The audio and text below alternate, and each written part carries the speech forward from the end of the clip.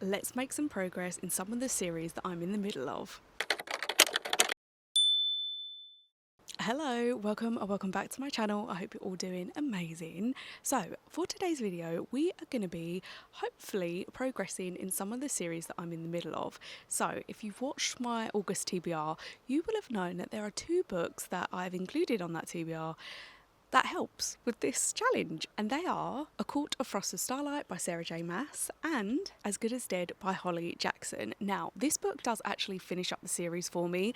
I don't think I'm going to go ahead and read Killjoy unless anyone in the comments absolutely tells me that it's a must read, but I think I'm going to finish up the series here. I'm actually really looking forward to this because I've heard that, well, I've actually heard mixed things, that it's the best in the series or it's the worst in the series, but I think to start us off with, I'm going to read A Court of Frost and Starlight by Sarah J. Maas just because it's tiny. So I know I said I weren't going to do this again, but my ambition is to read these 2 books in 5 days. Now, to a lot of people that might be like, well, that's easy, that's really easy. It's not really for me. I'm quite a slow reader. I read around 40 pages an hour if I'm just like reading physical, but I think I might add in some audio as well and like really focus in. So I think it is doable. I'm trying to push myself with the amount that I read and actually listening to audiobooks or doing immersive reading and just changing up my style a little bit. As you know, I'm not a lover of audiobooks, but I am trying to change that and I am really enjoying them, but I have to be solely focused on the audiobooks, and to me that defeats the object. I want to listen to an audiobook when I'm doing something, like house chores or I don't know, just anything, but I can't because I get too distracted. But regardless, we're going to start A Court of Frost and Starlight. Now, my previous videos on the ACOFAS series has been spoilers. I don't think I'm going to do this as a spoilers vlog just because I'm not going to do spoilers on As Good as Dead, and I've not heard the greatest things about this one. Like, this is everyone's least favourite in the ACOFAS world. So I think I might just do this as a spoiler-free vlog. As you can tell, we've got a new location unlocked. We are in our garden. It's not very aesthetic because of this hose, but regardless, I just want to sit outside. If you're from the UK, you know that we've been having this incredible heat wave. Well, I say incredible. It's getting on my nerves now. The heat in the UK is so muggy. Like, we don't have aircon anywhere. It's sticky. It's horrible. You have a shower, you come out, and you're even hotter than what you were before, and it's just horrible. But I'm trying to revel in the fact that we can read outside. We have a garden, so I'm just going to sit outside, read a whole chunk. Hopefully, like ideally, I want to finish this today. Can I read this in one day? Realistically, yes, but I just don't know. I also want to go out. Oh, also, I'm treating myself today. So at work, we have an employee reward scheme, and I actually managed to get a £200 gift card, and I put that gift card towards John Lewis. Now, that was very strategic because I'm going to get a new camera. And I'm very aware this isn't a necessary purchase, it is a want. But at the same time, I work hard for my money and I deserve to treat myself. So I am hopefully going to get the DJI Osmo Pocket 4. There is a new one coming out, 4P, but I just don't think I need that. Like, the specs seem really advanced and I don't think I need that for just like the content creation that I do. But the reason being is I actually have a few staycations coming up and I thought, I want to vlog it for you. But I don't like taking this camera. I feel a bit too conscious. Like, I have currently the Sony ZV-10. Now, it's not massive by any means, like it is a tiny camera, but I feel so seen. I feel so seen vlogging in public. I tell you what, I feel so seen just doing this in my garden. Like, I'm looking up to see if anyone's watching me. And do you know what? I shouldn't. Like, it's my own garden. I can do what I want. And what I'm causing no harm. I'm literally just videoing myself in the garden reading. Well, I haven't actually read yet, but you know what I mean. And I don't know, I just feel so seen. So I am treating myself to this DJI Pocket. I get £200 off from work. Thank you, work. And yeah, so I'm going to be heading to the shops today. That is going to eat up about at least 4 hours, I would say, of my time. So I also need to factor in that. And yet I still want to read A Court of Frost and Starlight in a day. I mean, it's not going to work. It is currently 11:16. I did get up really early. I painted my nails. I haven't painted my nails in the longest time. I'm so lazy. I love my nails being painted, but I refuse to pay the amount that salons pay, and I actually have the Miley gel kit, so I do it myself, but I'm just so lazy. But when they're done, I feel like a new woman. I actually feel like a new woman. So I painted my nails, I got up, I'm ready, And now I'm in the garden, I've got my coffee and I've got my book. And the rest is history, so they say. So I'm going to start A Court and Frost and Starlight, and I will, I guess, check in with you once I've read a bit.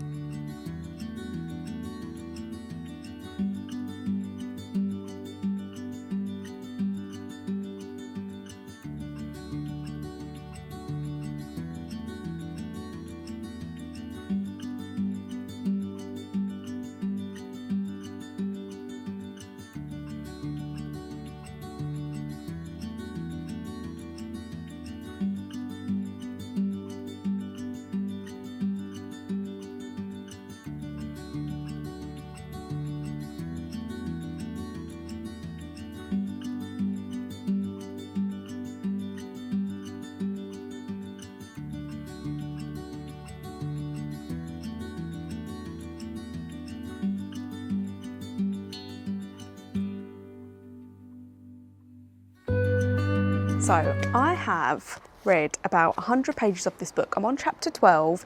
Now I'm going to say I haven't heard the best reviews about this book. I don't know if it's because they expect something grand in the ACOFAS series, but I've seen ratings of this book about 3.5. Tell me why I'm really enjoying it.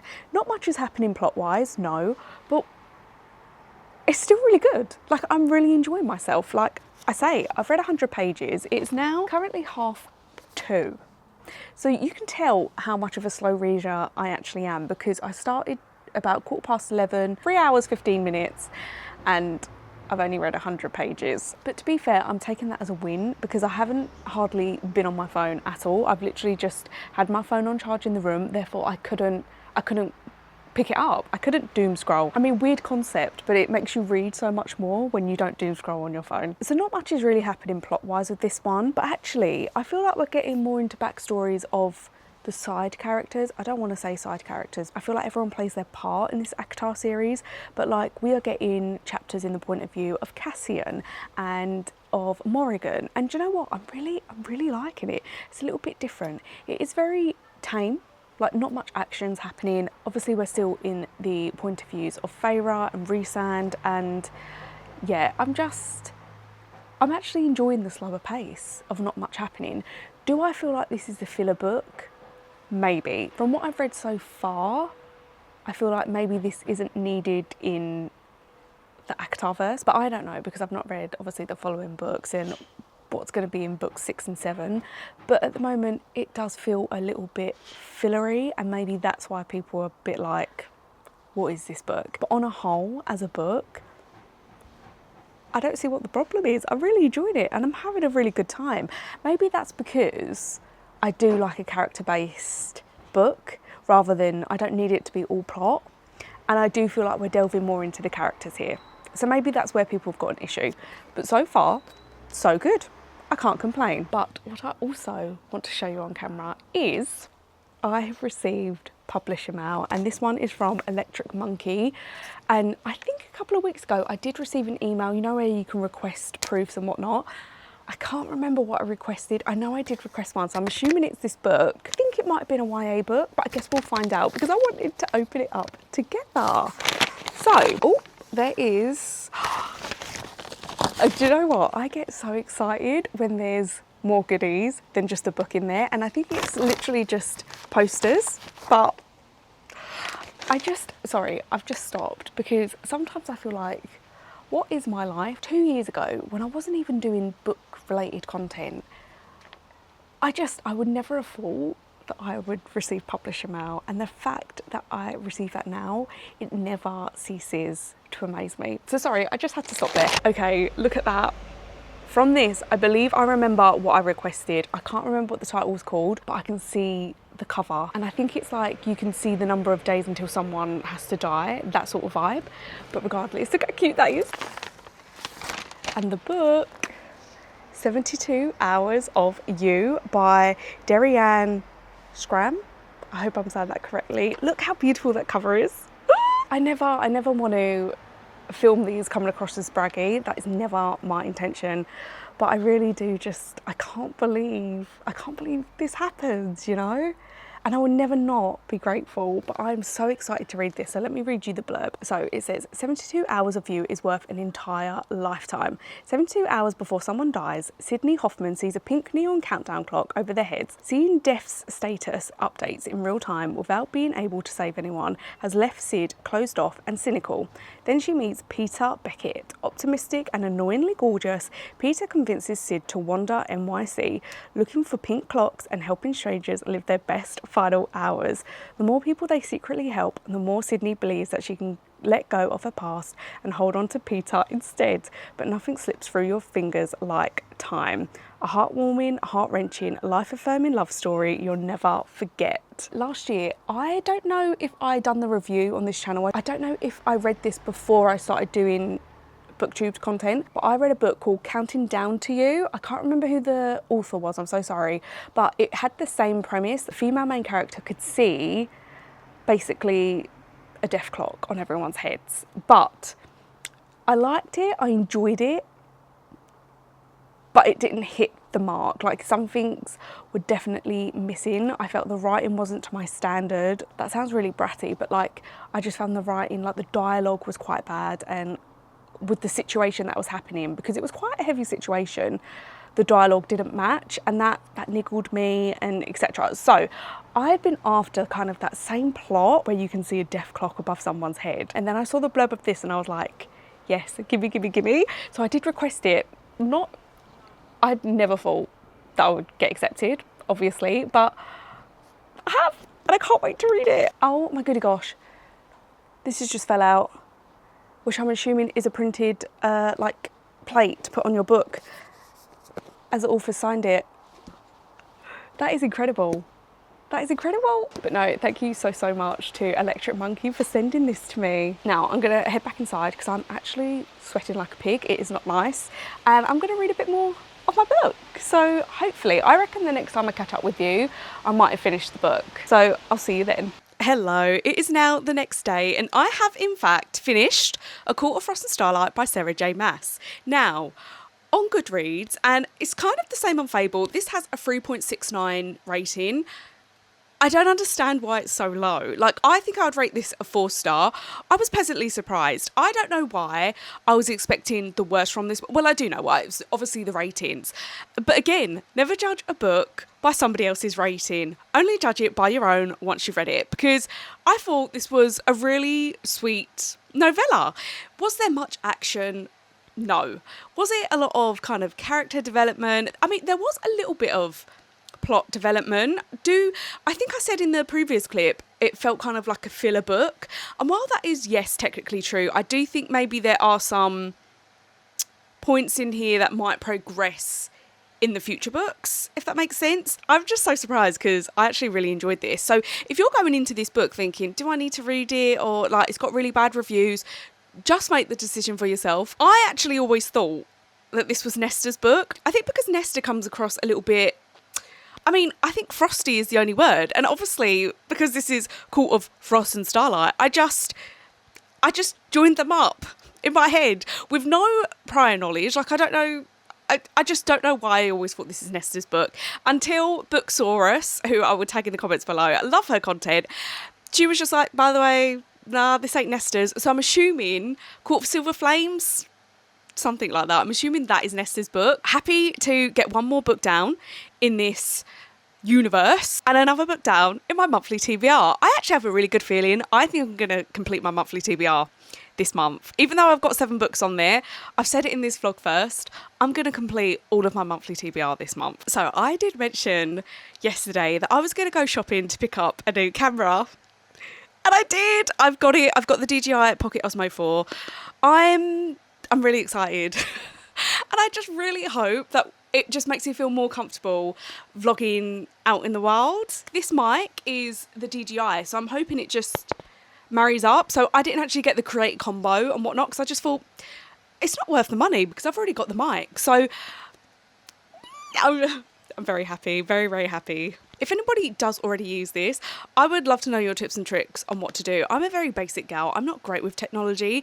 Anything like this, I do get my husband to just have a once over first and just tell you the basics of how to use. I mean, I have got better. Like, even with this camera, I do know what I'm doing. Like, I changed the exposure and like the different focus modes and stuff like that. But I'm quite a lazy girl. Like, I don't want to do too much. I don't want, every time I take a shot with my camera, I don't want to change too much about it, because then it just takes the fun out of it for me. So yeah, I'm hoping I've heard this is so easy to use, and I'm just so excited to show you my little staycations. To give a little spoiler, I am going to Scotland very, very soon, and then I'm also going to Wales later in the year. And in Wales, it's actually a little book town. Like, when I say it's a book town, it is a book town. The whole street is covered with bookshops, and that is called Hay on Wye. I've wanted to go for the longest time. I am making a day dedicated to going to Hay on Wye, so I would love to film that for you guys. But yeah, we've got it. The plan is for today, I'm actually heading out. I'm meeting a friend I've not seen in a very long time, so I think this is going to be quite a lengthy outing. I reckon I might be out for about good 3-4 hours, and that means I won't be doing any reading. So I have finished A Court of Frost and Starlight. I will now be starting to read As Good as Dead by Holly Jackson. I am going to start that this afternoon. That is like 500 pages, but the writing's quite big. So I do think I can get a lot done. Like, today is mainly my reading day. Obviously, it's Sunday. I'm actually in the office on Monday and Tuesday this week, so not much reading is going to get done there. Wednesday, I can do a lot of reading, and then Thursday I want this vlog up, so we'll see how we do. I really do have, like, I don't know, I'm in a really good mood. Like, I just feel like I'm bashing out these books, and not in a way that makes me not enjoy them. Like, I just think I'm in the opposite of a reading slump. Like, I just want to read all the time, and it's not that I get into reading slumps very often. I think because I read a whole plethora of genres, it keeps things fresh for me, and I really do think that is the key to a reading slump. But I understand a lot of people just like certain genres. Like, someone might just only like to read thrillers, or someone might only like to read romance. But for me, it gets a bit stale. You know, if I continuously read back to back of a genre, I get a bit stale, and I think that is my one tip to avoid a reading slump. And yeah, at the moment, all I want to do is read. That's all I want to do. So that's the plan for today. Oh, no, actually, I'm not going anywhere. I received a gift, and that gift is from my husband. So what happened last week, one day we were both in the office. We work quite close to each other, and we were just like, do you know what? We can't be bothered to cook. I'm saying my husband does all the cooking. He was like, can't be bothered to cook, so shall we just go Wagamama's? Now, Wagamama's is just like a chain, like a Japanese chain around here. Is it Japanese? I think it is like Japanese chain, but their food is so good. Like, it's so yummy. And we were and to be fair, I mean, the prices have gone up, but it's quite cheap, I think. And you get free green tea, which, yes please. And I thought, do you know what? He's been doing really well in his job. Like, he's been excelling. And I was like, I'm going to treat him to this dinner. So I did. I just paid it, like, without knowing. And he tried to pay, and he was just like, oh, it's all paid. And I was like, yeah, it's my treat, blah, blah, blah.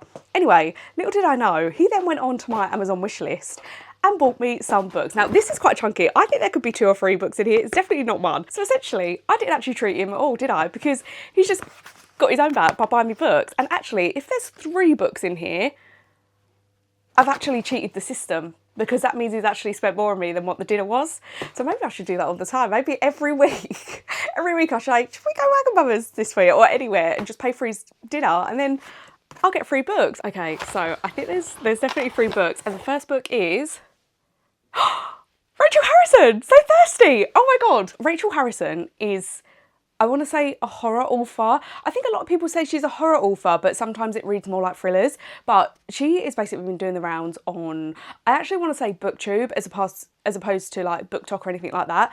But everyone goes a little bit crazy for her books. They say they are really fun, they're addicting to read, and I just need to experience one for myself. So I think this one is actually about vampires. So each one of her books, I think, is like a totally different premise. So like, one is about vampires. I think there's one about werewolves. I think she's just done a new one, I want to say, like about a haunted house. Anyway, each one has a different premise, which I guess most books do have, but like, she's kind of known for not repeating things in her books. I mean, I think it's about vampires, but it doesn't actually say anything about vampires on the back. But there is also a little bat on the drink. So I am assuming it's about vampires, and that looks like a drink of blood. We've got our female main character. It's her birthday, and she goes on this like weekend getaway with her husband, and she comes across these strangers. Now, obviously, these strangers are going to be vampires, and that's going to be the story, I guess. But I'm really excited to see how I get on with this. And do you know what? Even if I don't like this book, I do think I'm going to give Rachel Harrison another try, unless her writing is absolutely like just not my style. But I can't imagine that happening. So yeah, he's done very well. He's done very, very well on the first pick. Next book, there's definitely 2 books. He's been really sweet. This feels chunky. Oh my god, okay, sorry, that's a really weird angle with my arm. We've got The Bone Season by Samantha Shannon. Now, I've heard such incredible things about this series as a whole. I think it's Jessica Faith's Reads. She went crazy about this book, and actually, she's not the only one. I've heard so many people. I think it's like a high fantasy, and I'm here for it. There is quite a few books, like there's 5 more books on the back. If I remember rightly, also Jamie Fock, I know, has read this book. If I remember rightly, I think they say that the first one is the best, and then it slightly declines, but not to the point where you don't enjoy the books. A little bit like Fourth Wing for me, like the Imperium series. Fourth Wing absolutely smashed it, and then Iron Flame was good, and Onyx Storm was... Fourth Wing was the peak, in my opinion. So let me read you the back. It says the year is 2059. Set in the future. Okay, I like it. We say set in the future, but actually, that's not even that far away. It's like 30 years to come, 33 years, something like that. So that's quite wild to think about. But it says, for 2 centuries, the Republic of Scion has led an oppressive campaign against unnaturalness in Europe. In London, Paige Mahoney holds a high rank in the criminal underworld. Paige is a dreamwalker, a rare and formidable kind of clairvoyant. Under Scion law, she commits treason simply by breathing. When Paige is arrested for murder, she meets the mysterious founders of Scion, who has been looking for someone with her uncommon abilities. If she is to survive and escape, Paige must use every skill at her disposal and put her trust in someone who ought to be her enemy. Quite chunky. Let's see how many pages it is. Just shy of 600 pages. But I just did have a little flick through, and we've also got a little map. Which result? If this is set in London, I'm going to eat it up. I obviously am from London. As much as I actually hate living in London, and I'm eager to move out like at the first opportunity I get, but there's something about reading about London and like London history. I cannot get enough of London history. But obviously because this is set in future London, it intrigues me. But I just love reading about the city. I don't love living in the city. Anyway, book 2, absolute banger. And then last but not least, like he's definitely spent more on these books than what I paid for his dinner. Bless him. Oh, I actually sneak peeked this first, and it is Swimming for Beginners by Nicola Gill. I think I saw this on like a 99p Kindle deal ages ago, like a year ago, like so long ago, and I read the blurb and I was like, huh, that sounds like a bit of me. And I just added it to my wish list. I've seen no one read it at all. I've like not seen any reviews, but I just thought like I need to get out of this mindset of just reading popular books. Like I know obviously that's what people want to see, what people want to watch, but also reading is for my enjoyment. And if I find like a really niche book that I absolutely love, how incredible would that be to just like recommend that to you, and then you could potentially find a new favourite. So I do like to also read non-popular BookTok books, but if you're looking at my shelf, they're all popular BookTok, BookTube books anyway. So I do fall for the trap. So let me read you the blurb. It says, Loretta has life under control. She's good at avoiding things that make her uncomfortable. She's chasing a big promotion at work, and she's marrying a man whose 5 years plan aligns perfectly with her own. Children do not come into the mix. This all changes, however, when a stranger in an airport asks Loretta to keep an eye on her sleeping 6-year-old Phoebe.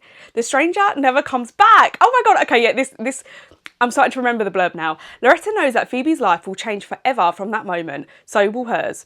The odd little person in fairy wings will turn Loretta's world upside down and cause her to question everything she knows about herself. Fun, heartbreaking, and life-affirming. Swimming for Beginners will show you how a child can open your heart even if you aren't a mother. So I just think this sounds like such an uplifting read. I do think this has the potential to be cringe. I hope it's written in a good way. I mean, we hope every book is written in a good way, but do you know what I mean? I just feel like this could potentially be cringy because a child is involved. Sometimes writing a child and like child dialogue, sometimes authors don't nail it.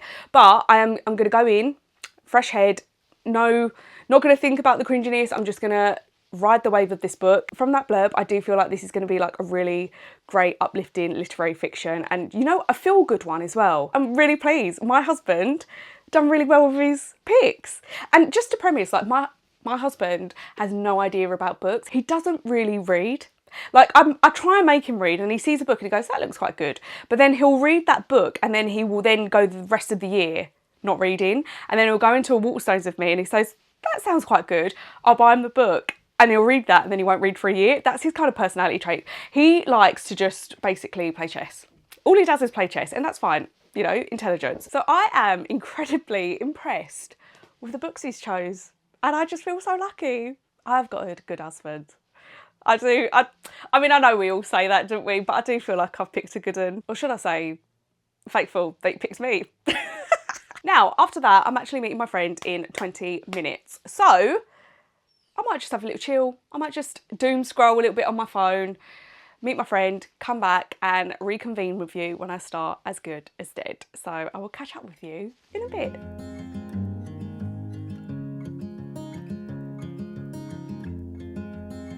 Hello, so it is now the next day. It's actually quite late in the day. It's 9 o'clock.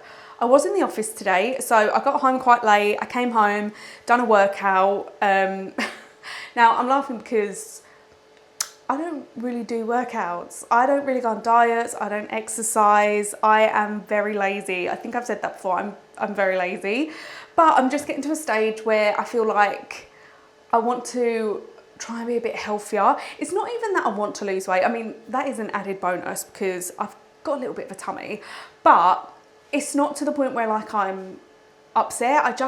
I feel so unfit. I walk up escalators and I'm out of breath, you know. I walk up some stairs and I'm out of breath, and it's not good. So me and my husband were trying this new regime. I'm gonna try and do like just some YouTube workouts, like dancey ones, because I realised that's what I enjoy. So I came home, done a workout, ate dinner, done the washing up, and now it's just time to decompress, take my makeup off and get ready for bed. So I thought I'll take my makeup off while talking to you about As Good as Dead, because I did read a good chunk of it yesterday, as you would have seen.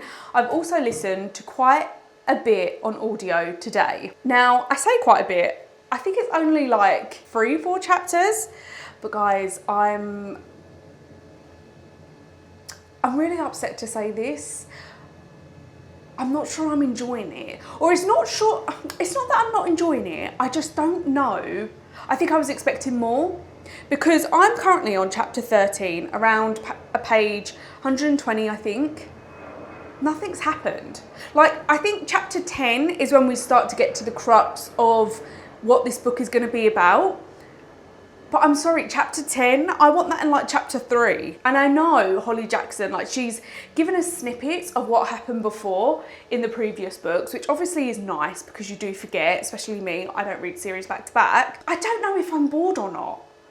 Like does anyone else get like this with a book? Because it's not that I'm not enjoying it when I read, but I'm kind of thinking, this is so slow.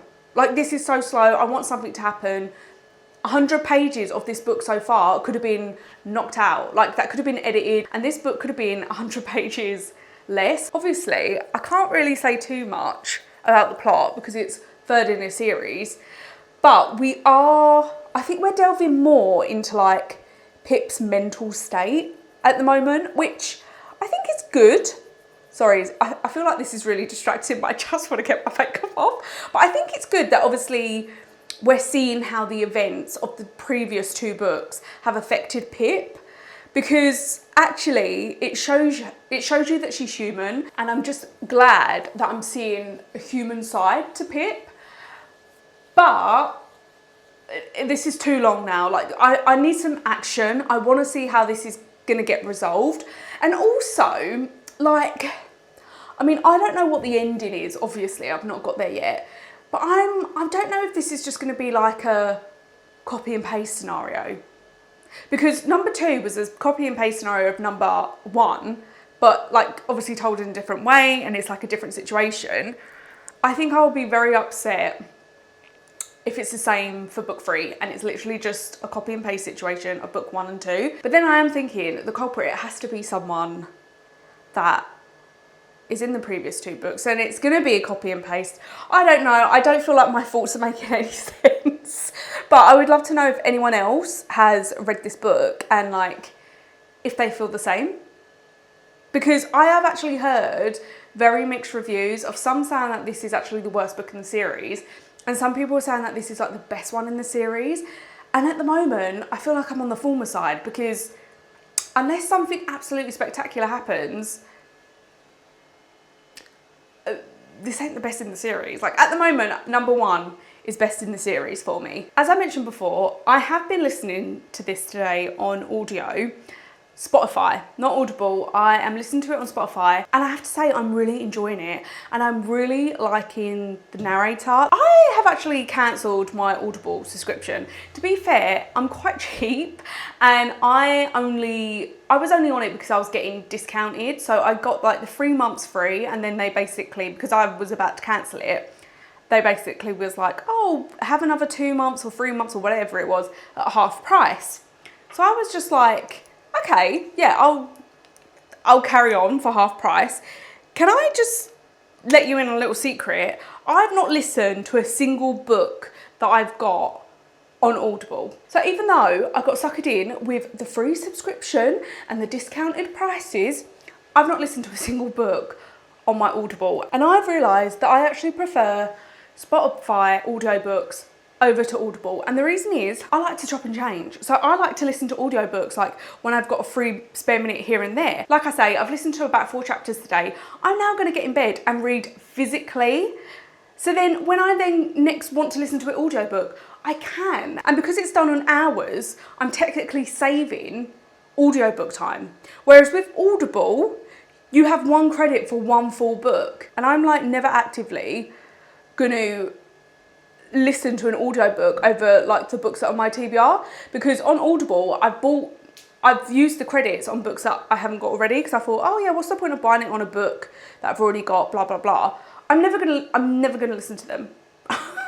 Like, I'm just being completely honest, I've wasted money here, guys, because when I tried to cancel the subscription, they basically threatened me and was like, you're not gonna have like all the books that you've downloaded, they're all gonna disappear. And you know what? I'm not going to be threatened. They can have the books. And I don't think I'm going to go back onto Audible, if I'm being completely honest. So I'm going to carry on with my Spotify. I've actually got, I think, three months of 15 hours extra on Spotify, depending how much it is, because I don't actually know what the price point is. I'm actually tempted to purchase it on a monthly basis.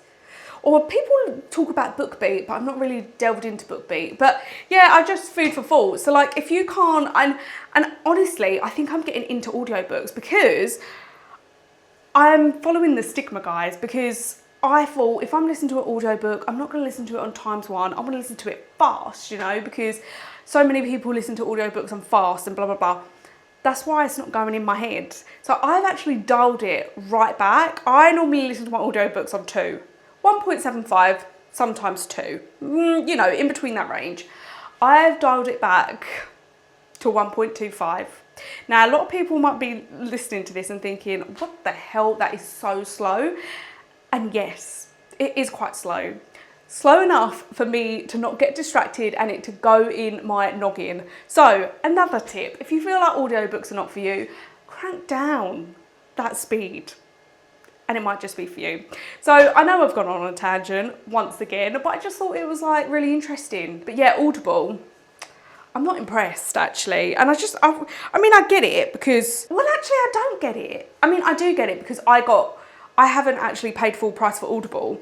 But if I did pay full price for Audible and then I cancel and then I don't get any of the books that I've technically paid for, which I know that's like Amazon, like, that's what Amazon do, even with like Kindle books. I know they're not technically ours. I just find it cheeky. I find it really cheeky, and it makes me makes me not want to go with them. But regardless, tangent over, I'm so sorry. But yeah, they're my thoughts at the moment on As Good as Dead. I actually don't think I gave you as many thoughts as that as what I did with bloody audiobooks, but yeah, I don't know what I think essentially I don't know what I think. I actually don't know what I think. I'm a little bit underwhelmed. It's not really grabbing my attention, but we'll see how it goes. I'm gonna get into bed now though, and I'm gonna read some more, and I guess I'll catch up with you tomorrow. And hopefully I'll be able to read quite a bit tomorrow because I'm not in the office anymore. Hello, so I've just finished work, which means one thing, it's time to relax with my book. I read some in my lunch break as well. I done a 30-minute walk on our little treadmill, and I read my book, and I am enjoying it. Like, okay, so this book does tie into book 1 and 2, which I actually do appreciate, and I don't want to say too much because I don't want to give the plot away, but I am liking how it's linking to books 1 and 2. I am enjoying it, but it is a bit slow. Like, I don't know, it's a weird feeling I have with this book at the moment, and I feel like it's quite repetitive as well. So the chapters are going over things, how Pip is feeling quite a lot, or like they're going over what happened in the previous chapter. Sometimes they're telling us things, even though we can infer that from the previous chapter. It's kind of telling us after they've shown us, and I don't know. It's a bit of a weird one. But like that's not me saying I'm not enjoying it, because I am enjoying it. And when I'm listening to it in an audiobook, like I'm like fully invested, and I want to know where the plot goes. I just feel like at the moment there is no way this needed to be a 550-page book. But anyway, like I said, I'm gonna carry on reading. I was gonna read outside, but my neighbours have had work done for like the past 3 weeks. They're now in the garden, they're doing some work, and it's noisy. So I think I'm gonna skip that today, which is quite sad because we are losing daylight, and soon it's gonna get dark at around about like 6, and I need to take advantage of these light nights, but I can't with them banging outside. And yes, I could put headphones in, but I know I'll still be able to hear it. So I'm just gonna stay indoors. I'm waiting for my husband to come in. We're gonna do a workout, we're gonna eat, and then I'm just gonna read for the rest of the night. In an ideal world, I would like to finish this book tonight. Can I read 300 pages in about 6 hours? No. I mean, technically with an audiobook, I feel like I could. And the writing is really big in this book. So let's just see how we get on for tonight.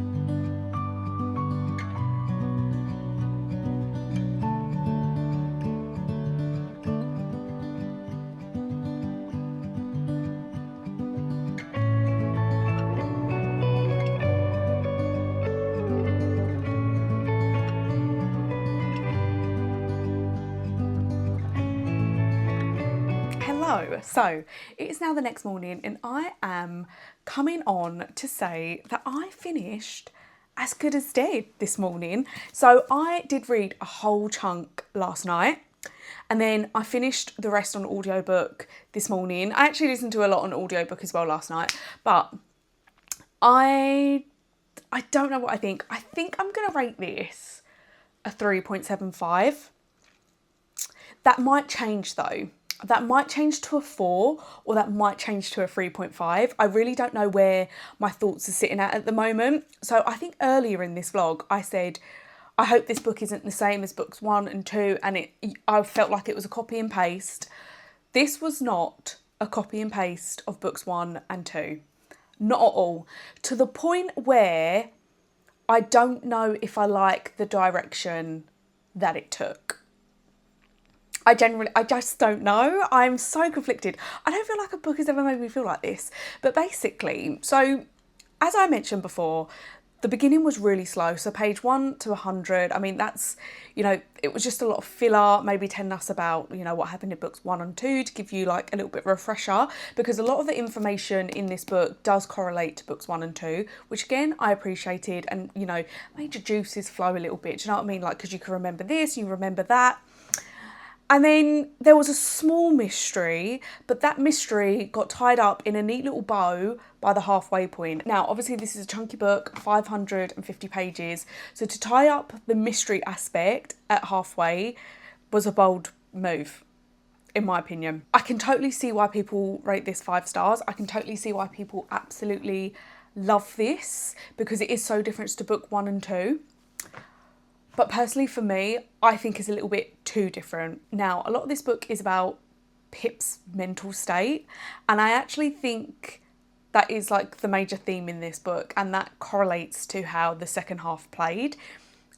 The second half didn't feel like it belonged in this universe, like in this universe of series. Pip, I know she's been through a lot, like in the first 2 books. I'm talking about her like she's a real person, but I know she's been through a lot, and that's bound to have an effect on someone's mental state. But I just don't know if she would have acted how she acted. I don't know. I don't like the resolution.